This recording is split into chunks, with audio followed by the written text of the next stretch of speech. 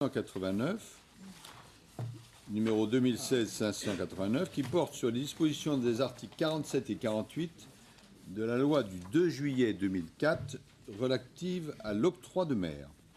Madame la greffière va nous retracer les étapes de la procédure d'instruction. Madame. Merci, Monsieur le Président. Le Conseil constitutionnel a été saisi le 25 juillet 2016 par une décision du Conseil d'État d'une question prioritaire de constitutionnalité posée par l'Association des maires de Guyane et 21 communes de Guyane, portant sur la conformité aux droits et libertés que la Constitution garantit des mots. Cette dotation est répartie en Guyane entre la collectivité territoriale et les communes, figurant à l'article 47 et du second alinéa de l'article 48 de la loi 2004-639 du 2 juillet 2004 relative à l'octroi de mer. Cette question est relative à la répartition entre la collectivité territoriale et les communes de Guyane de la fraction du produit de l'octroi de mer affectée à la dotation globale garantie. Elle a été enregistrée au secrétariat général du Conseil constitutionnel sous le numéro 2016-589 QPC. Maître Lingibé a demandé à intervenir dans l'intérêt de la commune de Wanari et a produit des observations à cette fin le 22 août 2016. Il a également produit des observations dans l'intérêt des parties requérantes les 22 août et 6 septembre 2016. Le Premier ministre a produit des observations le 22 août 2016.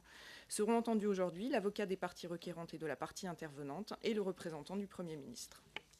Merci madame. Eh bien, nous allons faire comme vous l'avez dit. Maître Lingibé, avocat au barreau de la Guyane, vous représentez les parties requérantes et la partie intervenante. Nous vous écoutons. Monsieur le Président, Mesdames, Messieurs du Conseil constitutionnel, alors c'est une affaire atypique, singulière, qui va nous faire remonter dans le temps. Il s'agit de l'octroi de mer. D'abord, précision importante, vraiment capitale, une summa divisio d'ailleurs en droit constitutionnel. La Guyane fait partie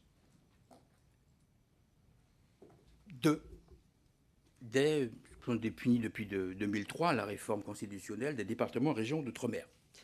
Répond à un article 73 de la Constitution, même si l'article 72 s'y applique, mais l'article 73 prévoit ce qu'on appelle le régime de l'identité législative. Donc l'essentiel du système applicable dans l'Hexagone, tant législatif et réglementaire, est applicable de plein droit dans effectivement la Guyane ainsi que les 4 autres départements, régions d'outre-mer, que le Mayotte étant le 5e Drôme. À côté de cela, c'est important, puisque je vais répliquer aux écritures du Premier ministre, s'applique un régime particulier pour les collectivités d'outre-mer.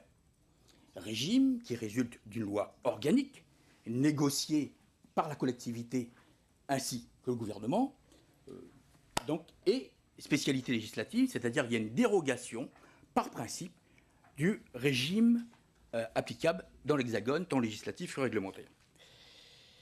C'est important, parce que les écarts que l'on peut avoir sur le plan constitutionnel, et vous l'avez vous-même jugé dans une décision du 2 décembre 1982, en rappelant très simplement, très clairement, dans un socle, en disant très clairement, il s'agissait des DOM à l'époque, mais en fait la solution est toujours applicable, que le régime des DROM répond à cette identité qu'on retrouve dans l'Hexagone. Ça veut dire que le législateur ne peut pas faire de grands écarts. Ça veut dire que ce qu'il pourrait appliquer dans la collectivité de Saint-Martin, qui est une collectivité régie par l'article 74 de la Constitution, principe de spécialité législative, vous ne pouvez pas l'appliquer dans un DROM, dans un département, comme la Guyane. Alors, l'octroi de mer. L'octroi de mer est une droit de la consommation spécifique applicable au seul DROM, qui remonte à 1670.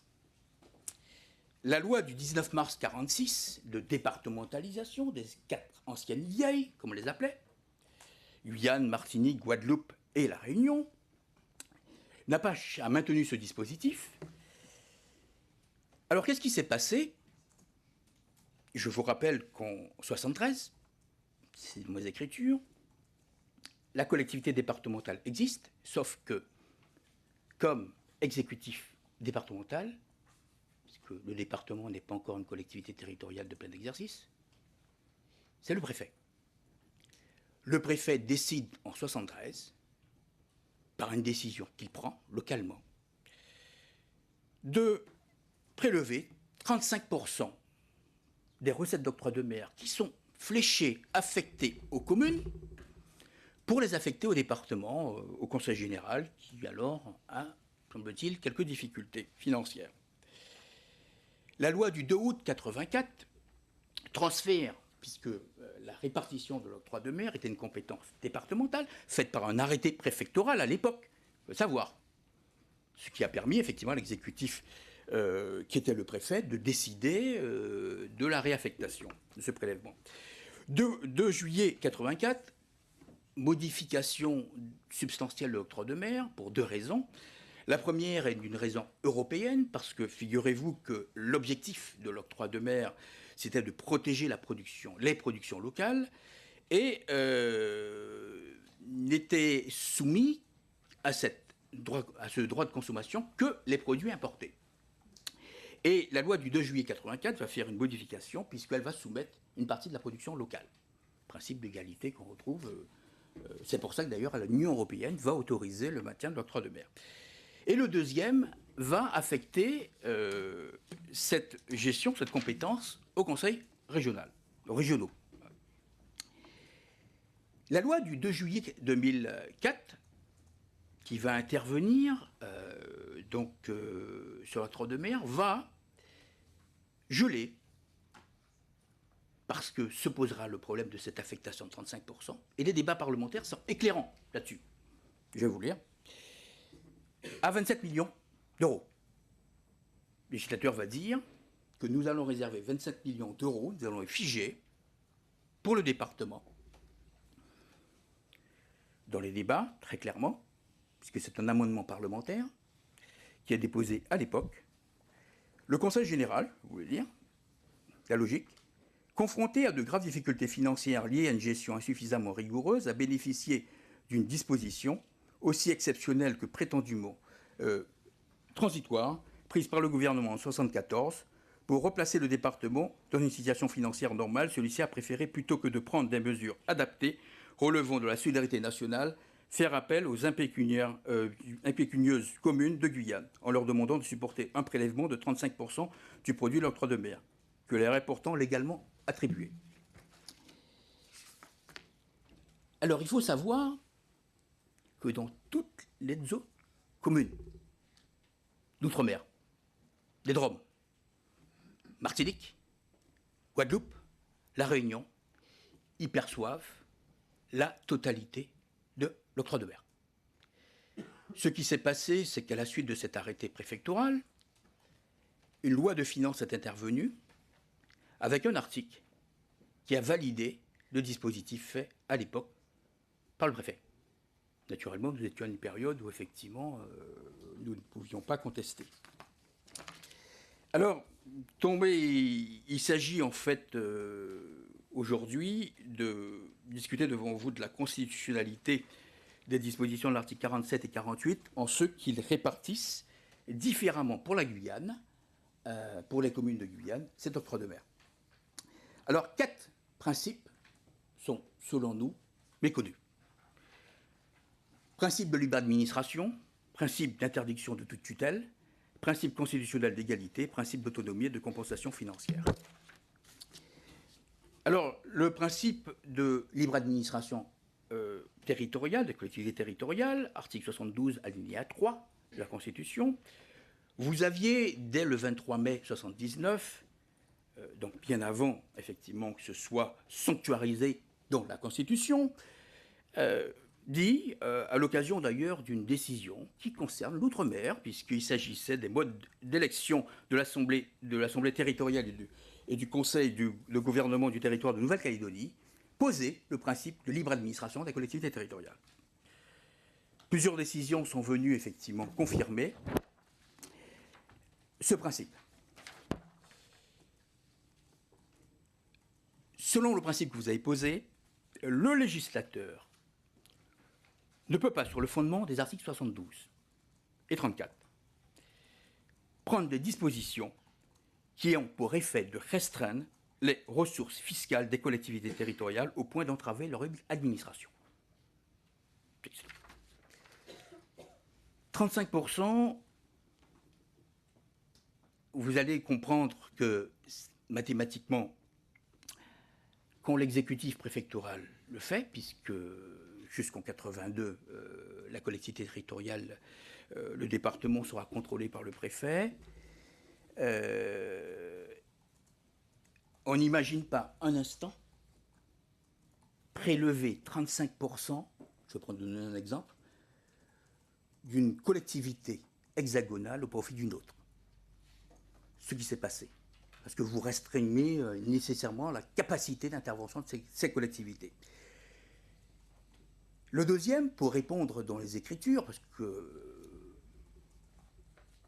Premier ministre, le ministre des Outre-mer, puisqu'il a conclu en premier, soutenait que cette réforme a été faite parce qu'effectivement, les communes ne pouvaient pas à l'époque gérer.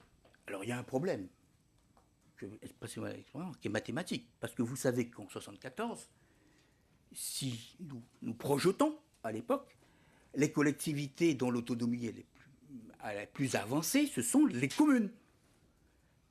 Les collectivités départementales, les départements ne sont pas des collectivités territoriales de plein exercice. Leur exécutif, en l'occurrence l'ordonnateur, c'est un fonctionnaire de l'État, préfet. Ça veut dire en l'occurrence qu'en basculant en fait le financement de 35%, en les retirant des recettes propres des communes pour les affecter au département, très sincèrement, très clairement, on porte atteinte à un principe essentiel de libre administration et de la collectivité territoriale. Deuxième principe, c'est le principe nécessairement de tutelle. Interdiction de tutelle. Article 72, alinéa 5, la Constitution.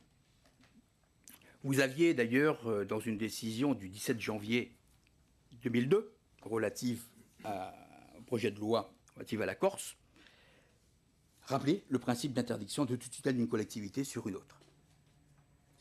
Pourquoi cela aboutit à une tutelle? Raison mathématique. Lorsque vous transférez, vous retirez 35% de ressources pour l'affecter à une autre collectivité, nécessairement, vous avez comme résultat quoi? Et d'ailleurs, dans ses écritures, le Premier ministre répond que les communes ont bénéficié de l'aide départementale à travers, en fait, ce prélèvement. Posons-nous la question logique. Lorsque vous retirez des fonds pour l'affecter à une autre collectivité qui la redistribue, je vais vous donner le cas qu'on va rentrer dans la mécanique de l'octroi de mer, c'est une tutelle déguisée. Donc le conseil général, qui à l'époque est dirigé par le préfet, qui redistribue, sachant que l'objectif premier de ce prélèvement, c'était de compenser les difficultés financières, on voit trop bien effectivement l'aide qui a été apportée. Et, plus important, je dirais que le principe d'égalité. Parce que je vous ai dit qu'effectivement, les communes de Guyane sont les seules à être discriminées. Les seules. Les communes réunionnaises, guadeloupéennes et martiniquaises perçoivent la totalité de l'octroi de mer. Principe d'égalité qui a des effets. D'ailleurs, dans sa décision de renvoi, son arrêt, le 22 juillet 2016, le juge du Palais Royal fonde le renvoi de la QPC sur le moyen tiré de ce que cette disposition méconnaisse, notamment, il retient le principe d'égalité entre les collectivités territoriales. Vous aviez, dans une décision du 7 janvier 2002, dit le principe de libre administration des collectivités territoriales ne saurait conduire à ce que les conditions essentielles de mise en œuvre des libertés publiques et par suite l'ensemble des garanties de celles-ci puissent ne pas être les mêmes sur l'ensemble du territoire de la République. Jusqu'à maintenant, je me posais la question, pourquoi il y a cette discrimination pour la Guyane? Ça ne tient pas juridiquement.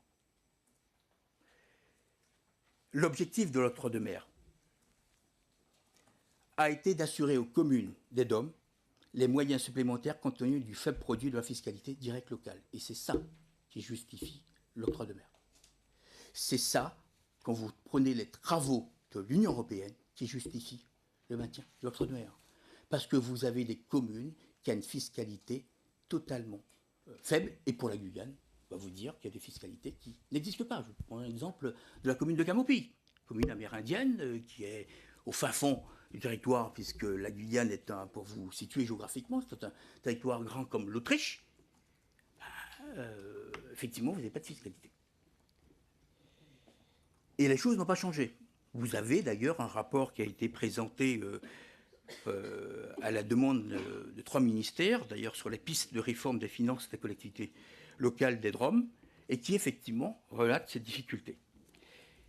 Dans son rapport du 15 avril 2015, important, impact, numéro 407, M. Éric Dolliger, qui porte sur l'octroi de mer, sénateur, indique, en raison de ce prélèvement en 2013, la part communale de l'octroi de mer représentait 76,5% du produit total à La Réunion, 64,9% en Guadeloupe, et, je vous donne en mille, 48,7% pour la Guyane. 48,7%. Ça veut dire, en l'occurrence, que les communes de Guyane ont une atteinte directe à leur un principe d'égalité. Parce que vous prenez des communes comparables, vous comparez des communes guadeloupéennes, des communes martiniquaises et des communes réunionnaises, de même strate démographique, vous verrez que les budgets sont différents. Et vous savez, ce qui est un marqueur de la décentralisation, de l'autonomie d'une collectivité territoriale, c'est la fiscalité avant tout. Ce ne sont pas les dotations de l'État, c'est de la fiscalité.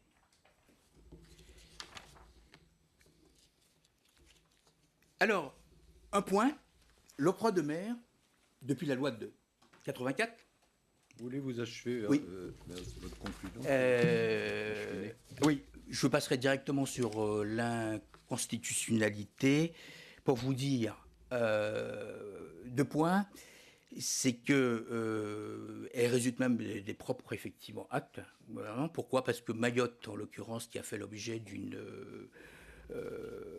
qui avait de l'effet effectivement du dispositif guyanais, dont les dispositions qui ont été arrêtées par le gouvernement, engagement numéro 6, il est prévu de revenir, et plus directement pour la Guyane, dans le pacte pour l'avenir de la Guyane, en page 63, l'État effectivement prendrait l'engagement de mettre fin à la perte des 27 millions. Cela, c'était pour effectivement votre délibéré.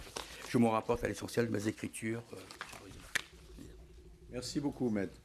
Nous allons donner la parole à M. Potier, maintenant, pour le Premier ministre. Monsieur le Président, Mesdames, Messieurs, la présente question conteste les dispositions de la loi du 2 juillet 2004 relative à l'octroi de mer, qui prévoit qu'une part de la dotation globale garantie, définie à l'article 47, est attribuée en Guyane à la collectivité de Guyane, alors que cette dotation globale est entièrement répartie entre les communes en Martinique, en Guadeloupe et à La Réunion.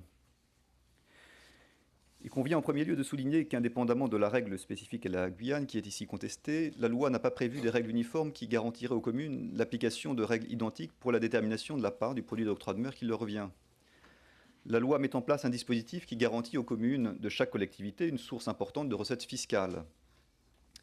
Mais ce dispositif laisse place à des différences significatives qui sont liées d'une part à la marge laissée au Conseil régional pour fixer les taux et les exonérations, et d'autre part à la répartition du produit entre la part affectée à la dotation globale garantie et le solde qui est affecté au Fonds régional pour le développement de l'emploi. En ce qui concerne la répartition du produit de l'octroi de mer, il résulte des dispositions des articles 47 et suivants de la loi du 2 juillet 2004 que ce produit n'est pas entièrement attribué aux communes. La loi prévoit en effet que le produit de l'octroi de mer est réparti entre les communes par le truchement d'une dotation globale garantie qui évolue chaque année en fonction de l'inflation. L'article 49 de la loi prévoit que le solde du produit de l'octroi de mer, après affectation de la dotation globale garantie, est affecté au Fonds régional pour le développement et l'emploi. Il en résulte que la part de l'octroi de mer répartie entre les communes par le biais de la dotation globale garantie varie d'une collectivité à l'autre. En 2013, la part communale de l'octroi de mer représentait ainsi 76,5% du produit total de cette imposition à La Réunion, 64,9% en Guadeloupe et 48,7% en Guyane. Il y a lieu par ailleurs de noter que le produit total de l'octroi de mer, et donc le montant qui est réparti entre les communes, dépend en partie des décisions des conseils régionaux ou des assemblées territoriales qui sont compétents, dans les conditions prévues par les articles 27 et suivants, pour fixer le taux de cette imposition. Le produit de l'octroi de mer dépend également des décisions des conseils régionaux et des assemblées territoriales prises en application des articles 6 et suivants qui leur donnent compétence pour décider que certaines catégories de biens sont exonérées de l'octroi de mer. Compte tenu de l'ensemble des caractéristiques du dispositif, la disposition contestée ne peut être regardée comme étant de nature à créer une rupture caractérisée dans l'égalité entre les communes des différents territoires et régions concernées en ce qui concerne les ressources dont elles peuvent disposer au titre de l'octroi de mer. Elles ne sauraient non plus être regardées comme étant à l'origine d'un affaiblissement des ressources de ces communes au point d'affecter de manière manifeste leur libre administration. L'on peut d'ailleurs relever que l'attribution d'une part du produit de l'octroi de mer à la collectivité de Guyane laisse à l'octroi de mer une place dans les recettes des communes de Guyane qui est semblable à celle qui est la sienne dans les recettes fiscales des communes des autres collectivités d'outre-mer. L'octroi de mer représentait ainsi en 2012 43% des recettes fiscales des communes de Guyane, contre 41% en Guadeloupe, contre 48% en Martinique et 38% à La Réunion. En second lieu, et en tout état de cause, la disposition contestée est justifiée par la situation particulière de la Guyane et par les charges qui pèsent sur la collectivité. La situation particulière de cette collectivité, notamment caractérisée par un contexte social difficile, qui se traduit par d'importantes dépenses au titre du RSA et par des besoins d'équipement accrus par la géographie du territoire. Le taux de pauvreté, défini en outre-mer en fonction des revenus moyens locaux, s'élève à 44% en Guyane, contre par exemple 19% en Guadeloupe et 21% en Martinique. Le poids des dépenses relatives au RSA, en particulier, place la collectivité territoriale dans une situation budgétaire fragile. En Guyane, la part du RSA représentait ainsi 65% des dépenses obligatoires d'aide sociale pour l'année 2014. Le retard structurel du territoire en matière d'équipement pèse également sur les finances de la collectivité. Les caractéristiques particulières de la Guyane et les dépenses importantes qui sont à la charge de cette collectivité justifient qu'une part de la dotation globale garantie lui soit attribuée dans la limite d'un plafond qui est relatif et absolu, 35%, dans la limite de 27 millions d'euros. Pour l'ensemble de ces raisons, le gouvernement vous invite à déclarer ces dispositions conformes à la Constitution. Merci, M. Bottier. Est-ce qu'un des membres du Conseil a une question à poser au parti? Non? Très bien. Alors nous allons réfléchir à tout cela et rendre notre décision publique le 21 octobre à 10 h. Nous passons